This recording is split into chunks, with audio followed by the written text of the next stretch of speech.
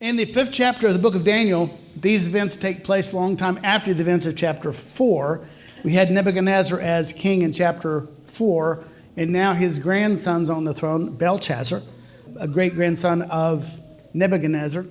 And there's some events in his life that's going on, who he is. He's the grandson. And he got through the throne because of, he will be the last king of Babylon, by the way. Remember the large image that we saw in chapter 1, the multi-metallic image of Nebuchadnezzar being the head of gold, and then the Medes and the Persians were the chest, and then the Romans, the Greeks and Romans was the legs. And so we're getting to the end of the head of gold, and he's the last king. And actually, he isn't even the king. His father's the king. And kind of abdicated the throne and left it to his son, is how this is working out. Because they didn't like his dad because his dad kind of worshiped another god. And so there was a conflict, and so he went off and did his own thing. And his name means Baal, protect the king. That's what Belshazzar means. Baal, protect the king. Their god was Baal. That was who their god was. Here's kind of a rundown of the kings of Babylon, as you can see. And the actual king at this time is this Nabonidus. He's the last king. Had a few kings, but as you can see, there was a lot of troubles. Son was murdered. 2 sons murdered. A lot of problems in this big empire here. And so actually, Belshazzar is the son of this last king right here. He was the actual king. And so this guy, he grew up in the castle. And so he's a real spoiled brat, as you'll see. So let's read a little bit of it. Belshazzar the king made a great feast for 1,000 of his lords and drank wine in the presence of the 1,000.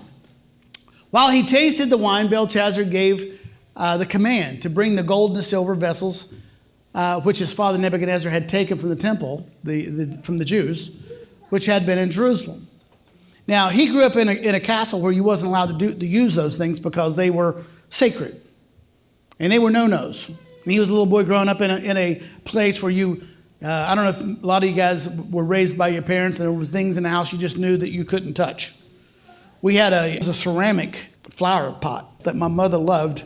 We were very poor, but so she got this thing and it was sitting on the coffee table. And us guys, we would always wrestle, me and my 3 brothers. And about every time we would wrestle, we would end up knocking that over and breaking it. And before Mom would come home, we would take Elmer's glue and we'd put it back together. It had been broke so many times that she didn't even know it. The last time it broke, there was no putting it back together. And boy, did we get it. So I know what this is like. You grow up in a place where there's things that you know you're not allowed to touch. And so here's a young man growing up in a castle, and there's all these things that he knew wasn't allowed to be brought out. But now everybody's gone and left him, and there's a big party at the house. And you know how parties go, things get broke, right? I come home one time, many years ago, and went to the bathroom, and I looked over at the wall, and there was a new picture on the wall. I was like, I don't remember that picture being on the wall. So I went over it was not straight. And so I went over to straighten it up, but then I took it off of the nail, and when I took the picture off, there was a big hole in the wall. Somebody's head had gone through the wall of the bathroom and put a picture over it. Anybody ever do that? Put a picture over it. I'm like, oh. We've been gone on vacation for a couple days. Things happen. And so that's the kind of guy you got right here. He's kind of running loose in the castle because now he's the king. So he thinks. Dad's gone, right? Nobody watching, and he's in charge, and he's getting out to find China. And so they're having this big party, and they're drinking. Then in verse 3, then they brought the gold vessels that had been taken from the temple of the house of God, which had been in Jerusalem. These sacred things. And the king and his lords and his wives and the concubines drank from them. You should not drink from these things. Should not do that. They're sacred. They drank wine from these things. And they praised the gods, not the God, but the gods of gold, of silver, bronze, iron, wood. I mean, they were just being very destructive and very disrespectful to God himself in having this big drinking party and disrespecting the house God's things of the house of God. And this guy thought that he was very secure in this big empire that they had created. The city was about 15 miles square. There's a picture of what the city would have looked like. As you can see, there was like a 4-lane highway running up the middle of it. And I'm told that there was, around the walls, there was a 4-lane, 4 chariots wide, could run around the walls of this 15 square mile empire, this huge city of Babylon. Constructed of brick, 300 feet high. This place was 300, that's 300 feet high. That's a long way. The walls were wide enough for 4 chariots side by side. Enough supplies to last for 4 years. They could lock up all the doors. And for 4 years, they could stay in there and never come out. You know, if enemies were at the gates, they would just lock it up. They felt very safe and very secure. But here was one caveat about this place. There was a canal from the Euphrates River that they had redirected from the Euphrates River right through the middle of this place. And as they were drinking that night and having that party, there was an army of men sneaking through the canal underneath the city to take the city over. And they were very unaware of this approaching danger. You've heard it said, the writing's on the wall. Well, listen, the writing's on the wall. You ever look at somebody and you say, you know, the writing's on the wall for them. They're going to die. They are going and hitting rock bottom. You ever see somebody? It's not pretty to watch somebody hitting rock bottom, is it? They're going out of control. And the last thing they want to hear is what? The truth. They don't want to hear the truth. They'd rather be flattered, but they don't want to hear the truth. So they stay away from you because they know that if they ask you, you're going to tell them what? The truth. You're going to tell them the truth about the fact that their life is chaotic and they're heading out of control and they're swirling down the toilet to hit rock bottom.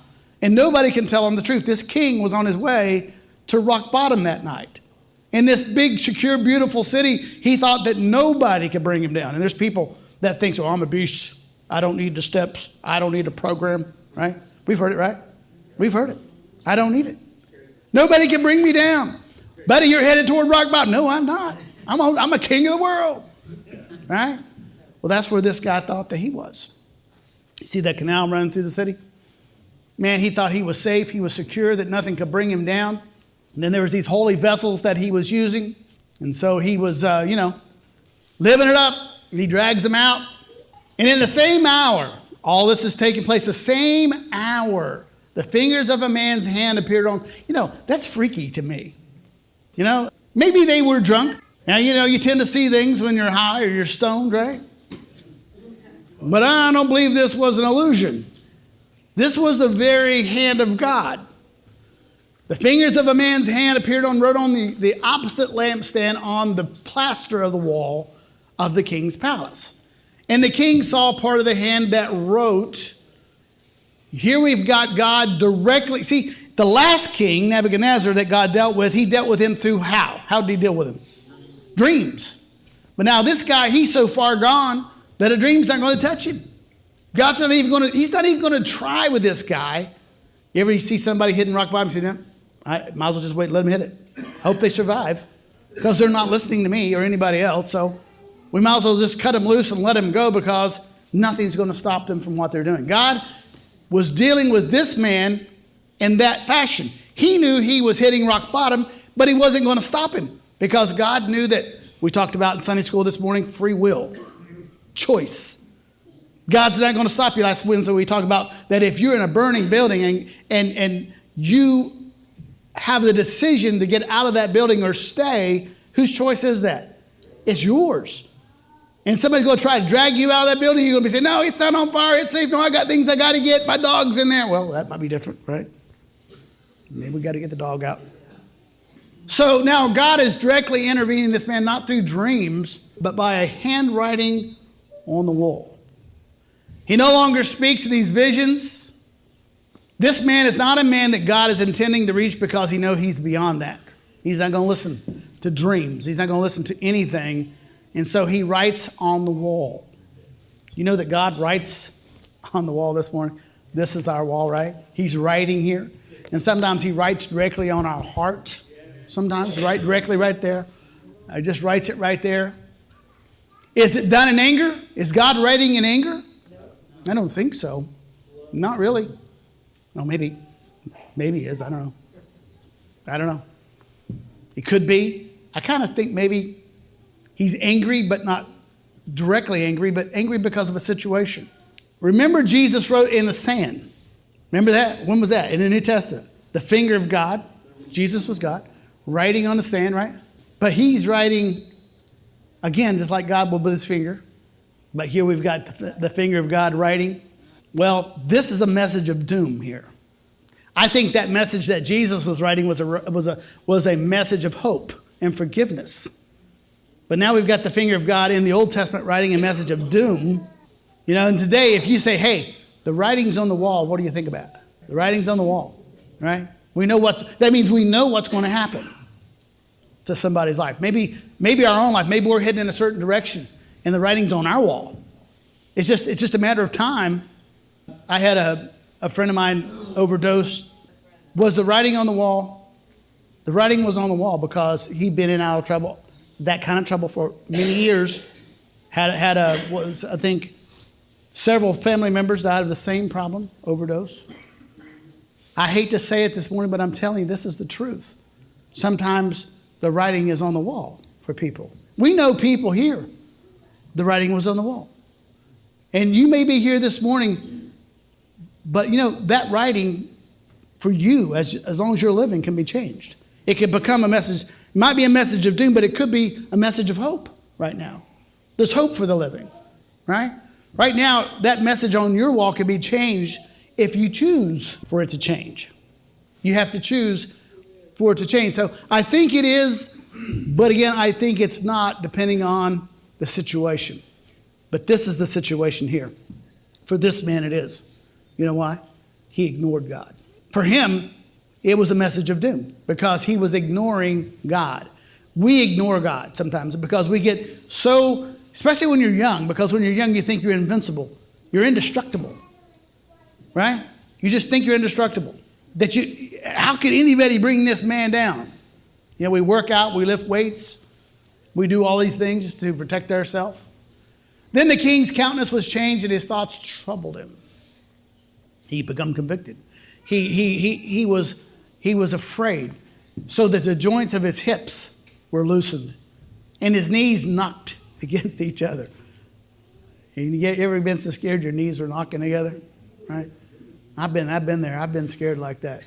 One night we was in a graveyard. We used to go out late at night and ride our motorcycles. And so there was this haunted graveyard that we went to one night. We just purposely scared ourselves. We like to be scared. So we climbed up this great big high fence. You know why they put fences around graveyards? People are dying to get in. Right? You asked for it. Anyway, we got over that fence, all of us, and we went over to this one grave that there was a horrific story about. There's some up in our own cemetery here. This is up in Perry County. And we were standing there, and we just heard like a scratching on, like a chalkboard kind of thing. And our hair stood on end, and we all took off. And I was the last one over the fence, of course, And by the time I got over the fence, everybody had kick-started their motorcycles, and they were gone. And then there's me with my old junky Honda. And you know what happened? It wouldn't start. So here I am, the monster's after me, and my motorcycle would no lights. My bike would not start. And weird enough, it never started again. I junked it. It just never would start again. It was weird. I pushed that thing home. Weighed about 5. It was called a Honda Dream. Anybody remember those Honda Dreams? I called it a Honda Nightmare. It was a nightmare. It was a piece of junk. Whew. But that's a true story. My knees were knocking. Whoever reads this writing and tells me that now he goes beyond this amazing thing about the hand, and he wants to know something about the interpretation. Never mind there's a handwriting on the wall. But, let's interpret what this thing is saying, this hand. And so there is a man, somebody says, in whom the Holy Spirit of God is in the days of your father. And he said, like the wisdom of the gods were found in him, and King Nebuchadnezzar, your father the king, now really grandfather, made him chief of the magicians, astrologers, Chaldeans, soothsayers, insomuch as the excellent spirit of knowledge, understanding, interpreting dreams, solving riddles, explaining these hard to understand things, were found in Daniel, whom the king named Belteshazzar, kind of almost like this name, but a little different. So now they called Daniel to give the interpretation. And so the king says, I've heard of you, and if you'll do this, I'm going to give you a chain of gold to put around your neck. And Daniel answered and said before the king, let your gifts be to yourself. I don't want your gifts. I'm not in this thing for money. Give your rewards to somebody else. Yet I will read the writing to the king and make to him known the interpretation. O King, the Most High, God gave Nebuchadnezzar, your father, a kingdom and majesty and glory and honor. And because of the majesty that he gave him, all the peoples, the nations, the languages, whomever he wished and executed, whomever he kept alive, he could keep alive. But when his heart was lifted up and his spirit was hardened in pride, he was disposed from his kingly throne. And they took his, remember he went out to the field for 7 years as a beast, eating grass and kind of lost his mind. And then he was driven from the sons of men. His heart was made like the beast, and his dwelling was with the wild donkeys. And they fed him with grass like the oxen, and his body was wet from the dew of heaven. And so, till he knew and understood and confessed that God was the Most High. And appoints, in other words, there's a kingdom greater than this kingdom. And finally, Nebuchadnezzar said, I believe that, and God let him go back and get his kingdom back. But you, his son, or your grandson, Belshazzar, hey, you've not humbled your heart. He's not giving you dreams. He's not giving you visions. He says, the handwriting's on the wall for you, young man. You're beyond all of that. You're beyond this original king. You're worse, far worse than he ever dreamed of being.